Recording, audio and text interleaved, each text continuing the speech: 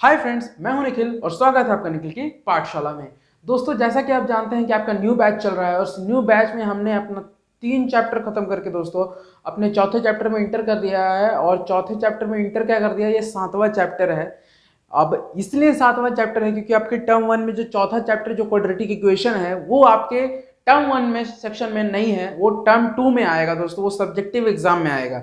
आपका जो सिर्फ टर्म 1 वाला है वो अभी मैं करा रहा हूं, इसके बाद टर्म 2 वाला, क्योंकि आपको एक तरह से क्लियर, आप सिलेबस तो आपको पूरा 4 महीने में ही करना है, ठीक है ना। अगर आप यहाँ पे पढ़ रहे हो तो ठीक है, अगर सिलेबस तो यहाँ पे 4 महीने में पूरे करना है, लेकिन आपको सबसे पहले वो कंप्लीट करना है जो आपको सबसे ज्यादा जरूरी है नजदीक में, ठीक है ना। जैसे अब सबसे पहले तो टर्म 1 ही होगा आपका नवंबर दिसंबर में, ठीक है ना। तो नवंबर दिसंबर में टर्म 1 होगा, तो आप मेरे को एक बात बताओ, जब आपका ये कंप्लीट रहेगा टर्म 1 वाला पूरा, तो आप क्या करोगे, आपको सिर्फ उसका रिवीजन करना होगा, और 2 से 3 बार तो मैं ही करवा दूंगा रिवीजन, अच्छे अच्छे क्वेश्चन भी करवा दूंगा एमसीक्यू बेस्ड। और उसके बाद हम लोग टर्म 2 भी पढ़ चुके होंगे। आप लोग को लगातार पढ़ते जाना, ये नहीं कि अब टर्म 1 मैंने पढ़ा दिया, अब टर्म 2 पढ़ा रहा हूं तो कोई नहीं पढ़ रहा, ठीक है ना। ऐसा मत करना, सारे पढ़ना, ठीक है ना।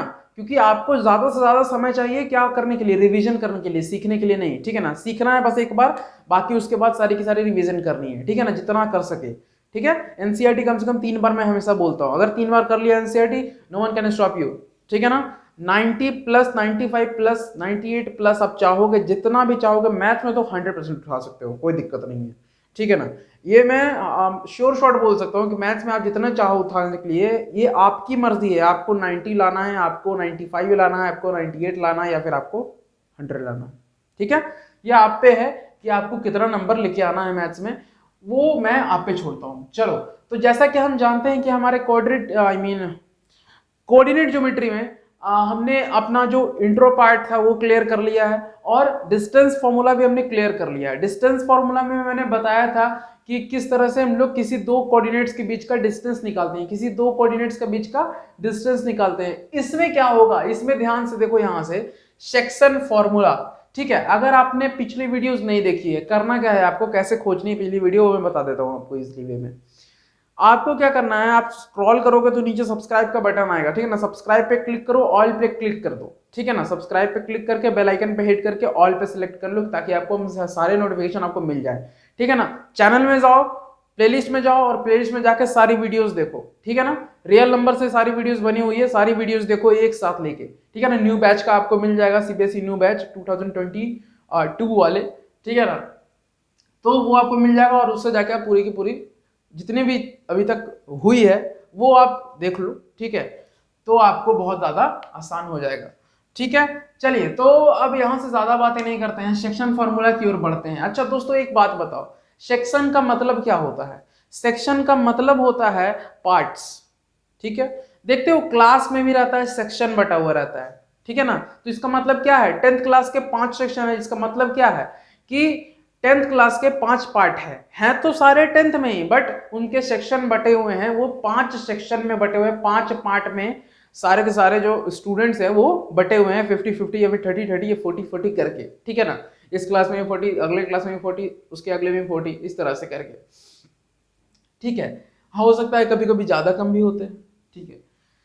तो सेक्शन किसको कहते हैं, पार्ट्स को, ठीक है, पार्ट्स को कहते हैं। अच्छा, इसमें निकालना क्या रहता है, ठीक है ना। इसमें निकालना क्या रहता है वो सुनिए। आपको दे दिया जाएगा कि एक लाइन है बाबू, ठीक है। एक लाइन क्या है, 2 कोऑर्डिनेट्स है, एक ए है और एक बी है, इन दोनों को ऐसे कनेक्ट कर दिया गया, ठीक है। इन दोनों को ऐसे कनेक्ट कर दिया गया। ये बोला गया कि ये जो है ये आपका x1 y1 है, ठीक है ना। ए जो है आपका x1 y1 है, और बी जो है आपका वो x2 y2 है, ठीक है ना। ये आपको बोल दिया गया कि जो आपका ये कोऑर्डिनेट्स दे दिया नॉर्मली, और कुछ नहीं कर रहे हैं हम, कोई रॉकेट साइंस नहीं है इसमें। बस इसमें नॉर्मली क्या कहा हमने कि x1 y1 a है, x2 y2 b है। अच्छा, यहां तक कहने के बाद बस हम इतना क्वेश्चन पूछेगा, इतना क्वेश्चन पूछेगा बस, कि a और b को कोई पॉइंट है यहाँ पे, मान लो बीचों बीच में, मैंने अभी बीचों बीच नहीं दे रहा हूं, मैं कहीं पे भी पॉइंट दे रहा हूं, ठीक है ना। मान लो ये सी पॉइंट है या फिर पी पॉइंट है, मान लो पी जो है वो कितने रेशियो में काटेगा, ठीक है। पी जो है वो कितने रेशियो में काटेगा, कितने रेशियो में बांट रहा है। ठीक है, ए बी को पी जो है वो कितने रेशियो में बांट रहा है, ये पूछ रहा है आपसे डायरेक्ट क्वेश्चन। अच्छा, तो मान लेते हैं ए बी जो है हमारा वो एक्स और वाई है। तो आप सोचेगा सर एक्स वाई, मान ली यहाँ भी एक्स वाई, यहाँ भी एक्स वाई। तो ध्यान देने वाली बात यहाँ पे देखो दोस्तों, ये x1 y1 है, x2 y2 है और ये सिर्फ xy है। ठीक है ना, तो अंतर यहाँ पे ये है। ठीक है, तो आपको या तो बोलेगा कि इसका रेशियो बताइए, ठीक है, या तो वो बोलेगा कि m/n के रेशियो में अगर बांट रहा है तो वो कौन सा पॉइंट होगा। समझ रहे हो, पहले क्या बोला कि अगर ए बी को कोई पी पॉइंट काट रहा है तो वो कितने रेशियो में काटेगा, तो ये दे दिया, पी पॉइंट दे दिया रहेगा आपको, ये पूछेगा। ठीक है ना, या फिर पलट के क्या बोलेगा कि इस रेशियो में काट रहा है, कौन सा पॉइंट काट रहा है वो निकालो। समझ रहे हो बात, दो तरह से क्वेश्चन पूछ सकता है। एक क्या कि ये पॉइंट दे दिया, ये रेशियो निकालो। ठीक है, m/n। अच्छा, ये सर m/n क्या है, ये एक क्या है, तो देखो ये जो बांट रहा है ना इस रेशियो में, देखो इतना बटा इतना, ये पॉइंट यहाँ पे है, तो ये पार्ट और ये पार्ट का रेशियो दिया और कुछ नहीं है। ठीक है ना, ये पार्ट और ये पार्ट का रेशियो है ये। तो क्या बोला हमने कि कभी कभी क्या होगा कि ये पॉइंट दे देगा, बोला रेशियो निकालो। ठीक है, फिर क्या होगा, कभी कभी बोलेगा कि रेशियो दे रहे हैं, पॉइंट निकालो। ठीक है ना, इस दो तरह से क्वेश्चन आएगा। ठीक है, चलिए, तो फॉर्मूला होता है सेक्शन, अब ऊपर लिखा हुआ है फॉर्मूला, तो फॉर्मूला तो होता ही होगा। तो ये देखिए, इसे निकालने का फॉर्मूला होता है, इस वाले कोऑर्डिनेट को, x को निकालने का फॉर्मूला ध्यान से देखिएगा, x is equal to mx2 plus nx1 by m plus n। आई बात समझ में, x अगर निकालना है तो हमें क्या करना होगा, mx2 plus nx1 by m plus n। ठीक है, mx2 plus nx1 by m plus n।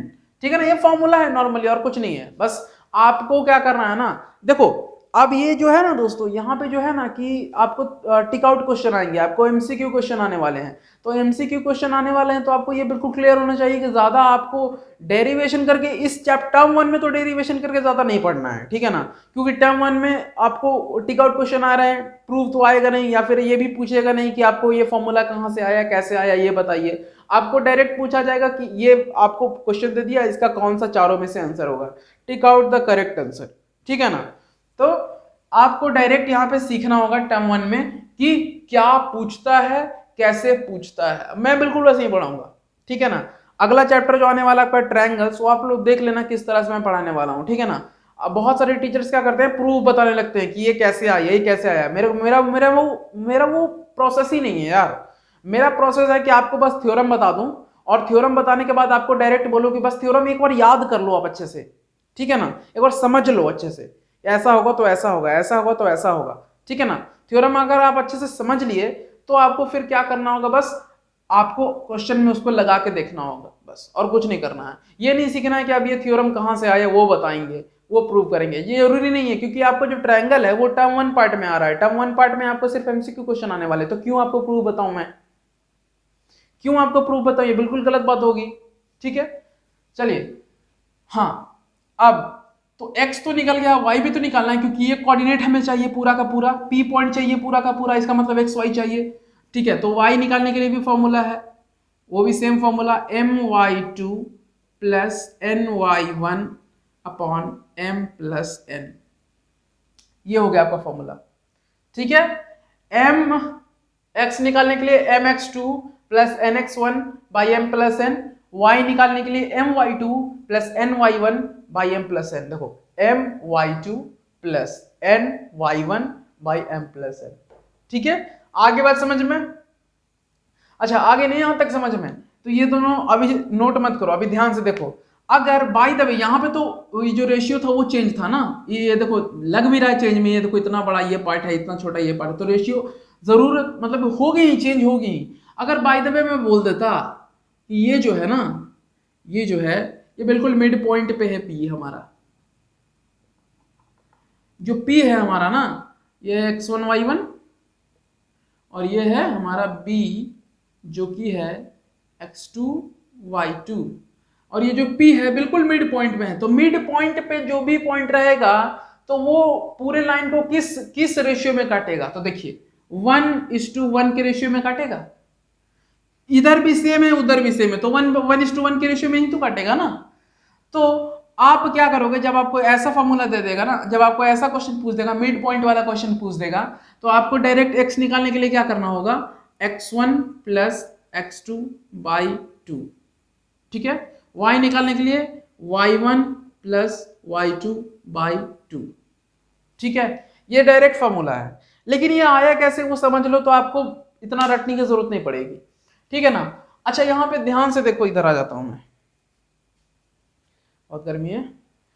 ये m और n की जगह क्या लिख दिया हमने, 1 और 1, तो आप 1 और 1 को यहां पुट करके देख लीजिए, ठीक है ना। जब हमारा जो रेशियो है 1:1 रहेगा तो यहां पुट करके देखो, m में 1 पुट करेंगे तो x2 के साथ गुना हो जाएगा, x2 सिर्फ बन जाएगा।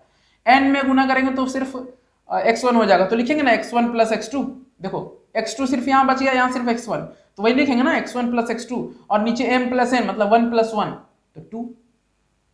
समझ में आया? यहाँ पे छोटा सा करके दिखा देता हूं मैं, देखो x इज इक्वल टू क्या था, m की जगह 1 लिख दिया हमने, x2, ठीक है, प्लस n की जगह 1 लिख दिया हमने, x1 by m plus n 1 1, ठीक है ना। तो ये हो गया ना x2 प्लस x1 बाई 2, और x2 प्लस x1 बाई 2 लिखो या फिर x1 प्लस x2 बाई 2 लिखो, दोनों तो बात बराबर है ना। इसीलिए हमने बोला जब भी मिड पॉइंट पे रहे, आपका मिड पॉइंट पे मैं बात कर रहा हूं, इसे मैं इरेज कर देता हूं ताकि आपको नोट करने में आसानी हो, ठीक है, ये समझने के लिए था बस। मैं क्या बोल रहा हूं, जब भी मिड पॉइंट पे रहे पॉइंट हमारा, तो आपको करना क्या है, ये डायरेक्ट फॉर्मूला लगा लेना है आराम से, x1 प्लस x2 बाई 2 मतलब this plus this by 2 is equal to, मतलब और y निकालने के लिए दिस प्लस दिस बाई 2, ठीक है। तो ये आपका मिड पॉइंट का है, और ये आपका नॉर्मल जो सेक्शन फॉर्मूला है, जो इससे हर क्वेश्चन बनेंगे, और इसी से देखा ना, इसी से ना लेके आए हम लोग इसको, तो ये इससे हर क्वेश्चन बनेंगे और इससे आपको मिड पॉइंट वाले बनेंगे, ठीक है। आगे बात समझ में? अच्छा इसे उतारो, एक छोटी सी चीज और बताएंगे, फिर हम लोग 2 क्वेश्चन कर लेंगे, ठीक है। चलिए दोस्तों, तो अब यहाँ पे है, अब यहाँ पे ध्यान से देखिएगा आप लोग, यहाँ पे बोला आपका ट्राई सेक्शन, ट्राई मतलब 3, ठीक है ना, और सेक्शन मतलब पार्ट्स, तो 3 पार्ट्स वो भी इक्वल, ठीक है ना। तो बोला गया कि 3 पार्ट्स करने हैं किसी लाइन के, वो भी इक्वल, और बताइए कि पॉइंट्स क्या क्या होंगे जो कि काटेंगे लाइन को, ठीक है ना। तो आप बताओ मेरे को, 3 पार्ट्स में है ये लाइन, देखो 1 2 3, ठीक है ना, तो 2 पॉइंट यहाँ पे बन गया नहीं बीच में। तो अब कैसे निकालेंगे, अगर आपको ये वाला पॉइंट निकालना होगा, ठीक है ना। अच्छा देखो, ट्राई सेक्शन कहने का मतलब है, मतलब क्या, तीनों सब बराबर बराबर होंगे, मतलब तीनों का रेशियो भी बराबर बराबर होगा, तो 1:1:1, ठीक है। तो अगर हमें ये पॉइंट निकालना होगा तो इस पॉइंट को भूल जाना, अभी मत देखना, इसको देखना कि ये ऐसे है, ऐसे ACB, ठीक है ना। तो ये 1 था, और ये दोनों जोड़ के कितने हो जाएंगे, 2। तो इस पॉइंट को निकालना है तो रेशियो ऐसे मान लेना 1:2, ठीक है। इस पॉइंट को निकालना है तो रेशियो 1:2, कैसे हो गया समझ गया ना, 1 तो इधर था ही, और इस D को हम लोग छोड़ दिए, भूल गए, ठीक है ना। तो 1 और 1 मिलके यहाँ पे टोटल कितना हो गया, 2, ठीक है। अच्छा अब मान लो D निकालना है, तो C को भूल जाना, A लिखा, B लिखा, और यहाँ पे C था, यहाँ पे D, ठीक है ना। तो अब मेरे को एक बात बताओ, यहाँ पे रेशियो कैसा होगा, तो देखो रेशियो यहाँ पे देखो 1 1 यहाँ पे हो जाएगा, मतलब 2 यहाँ पे और 1 यहाँ पे, मतलब इस बार रेशियो 2:1 में रहेगा, ठीक है। इस बार रेशियो 2:1 में रहेगा, ठीक है ना। तो ये बहुत ज्यादा इंपॉर्टेंट है, इसे नोट कर लो, हम लोग क्वेश्चन करते हैं। तो देखिए दोस्तों, हम एक क्वेश्चन ले लिए यहाँ पे, कि इस क्वेश्चन को हम लोग को सेक्शन फॉर्मूला से बताना होगा कि क्या पूछ रहा है क्वेश्चन, पहले समझ लेते हैं। Find the coordinates of the points which divides the join of -17 and 4-3 in the ratio 2:3।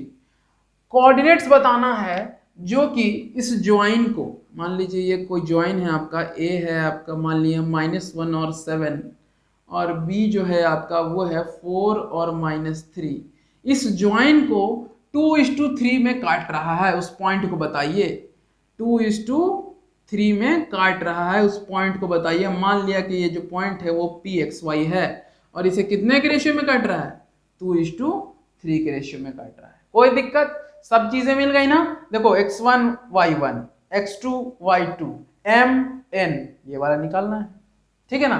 Formula लगाएंगे, x इज इक्वल टू हम जानते हैं mx2 plus nx1 by m plus n। तो लिखेंगे x is equal to m कितना है हमारा, m देखो m ये है, ठीक है।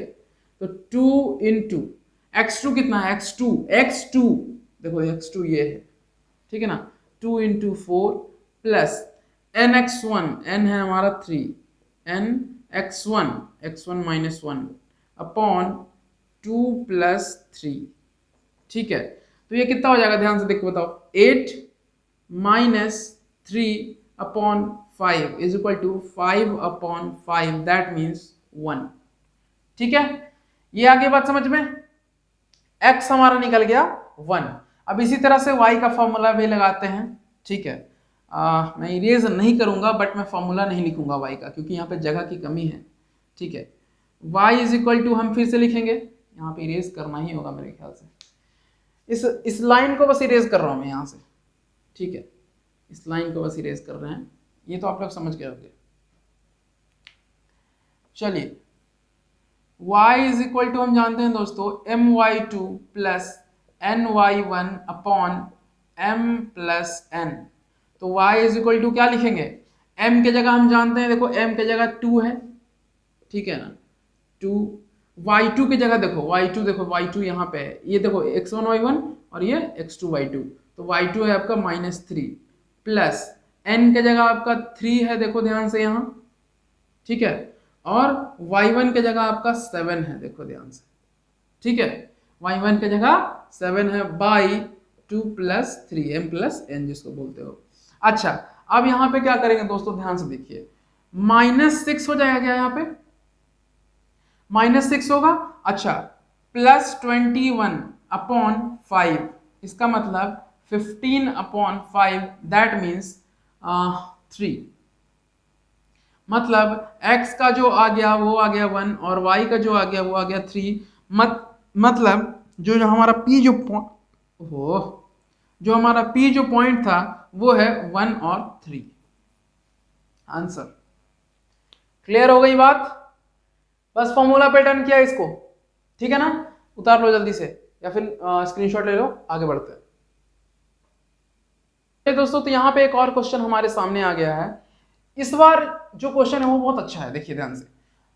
बोला कि find the coordinates of the points of trisection, आ गया, trisection of line segment joining 4 -1 and -2 -3, ठीक है ना। अच्छा, बोल रहा है क्वेश्चन कि ये कोई लाइन सेगमेंट है, बड़ा सा बनाते हैं, ये कोई लाइन सेगमेंट है, ठीक है, ये कोई लाइन सेगमेंट है, यह है A 4 -1 और यह है B -2 -3, ठीक है। ये कोई लाइन सेगमेंट है और इसको हमें ट्राई सेक्शन बांटना है, ठीक है ना। मतलब एक पॉइंट यहाँ दे देते हैं, एक पॉइंट यहाँ दे देते हैं, ठीक है। तो एक मान लेते हैं C है हमारा XY, ठीक है, और D है हमारा X3 Y3, ठीक है ना। ये तो हमारा X1 Y1 हो जाता है, ठीक है ना, और ये हमारा X2 Y2। कोई दिक्कत? तो अब फिर से क्या करेंगे, ट्राई सेक्शन का मतलब क्या होता है, 1:1:1, ठीक है ना। तो अच्छा, इसे अब इरेज कर रहे हैं दोस्तों, क्योंकि अभी बहुत ज्यादा जरूरत है इसको इरेज करने की। हम पहले C निकालते हैं, ठीक है। C निकालने के लिए क्या होगा, ध्यान से देखना आप लोग। C निकालने के लिए हमने क्या बताया कि D को भूल जाओ, तो D को भूलोगे तो ये पूरा एक साथ जुड़ जाएगा, तो ये 2 हो जाएगा। मतलब C निकालने के लिए जो रेशियो होगा वो होगा 1:2, ठीक है। C निकालने के लिए जो रेशियो होगा यूज करेंगे वो हो जाएगा 1:2, ठीक है। अभी देखिए यहाँ पे क्लियर हो जाएगा सारी बातें। छोटा सा बनाते हैं ताकि हमें भी जगह मिले। तो ये हो जाएगा A हमारा जो कि है 4 -1 और ये हो जाएगा B हमारा जो कि है -2 -3। ये हमारा ये C है यहाँ पे, ठीक है। C हमने मान लिया था X और Y। अच्छा, ये 1 और इधर दो 1 थे ना, 1:1:1, तो इधर 2 पार्ट हो गए, तो 2 पार्ट हो गए इसलिए 2, ठीक है ना। तो 1:2 के रूप में आप यहाँ पे रेशियो में रहेगा। अच्छा, अब हमें सॉल्व कर देना है बस। तो x का वैल्यू निकालेंगे, लिखेंगे mx2, तो m के जगह पे 1 है, x2 के जगह पे -2 है, प्लस nx1, n के जगह पे 2 है, x1 के जगह पे 4 है, बाई m प्लस n। ठीक है। अच्छा, तो ये हो गया -2 प्लस 8/3, ये हो जाएगा 6/3, मतलब ये हो गया 2 हमारा। ठीक है, x निकल गया, y निकालते हैं। y निकालने के लिए फिर से वही my2 plus ny1 by m plus n, तो my2 मतलब 1y2 प्लस n2 है हमारा, y1 मतलब -1 upon m plus n, that means ये क्या आ गया दोस्तों, -3 -2/3, मतलब -5/3। मतलब जो हमारा जो c जो है वो देखो, x की वैल्यू आ गई 2 और y की वैल्यू आ गई -5/3, तो जो c जो है वो आ जाएगा एक सेकेंड, -2 नहीं, 2 और -5/3। c जो पॉइंट है वो हमारा है 2 और -5/3। ठीक है, ये क्लियर हो गया। अच्छा, अब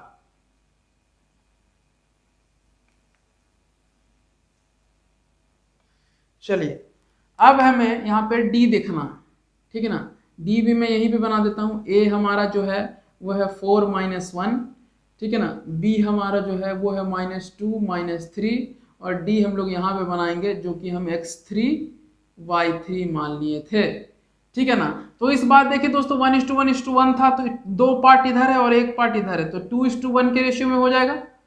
2:1 के रेशियो में रहेगा। जो डी पार्ट है हमारा वो जो 2:1 के रेशियो में रहेगा ना, क्योंकि 2 पार्ट इधर है और 1 पार्ट उधर है, ठीक है।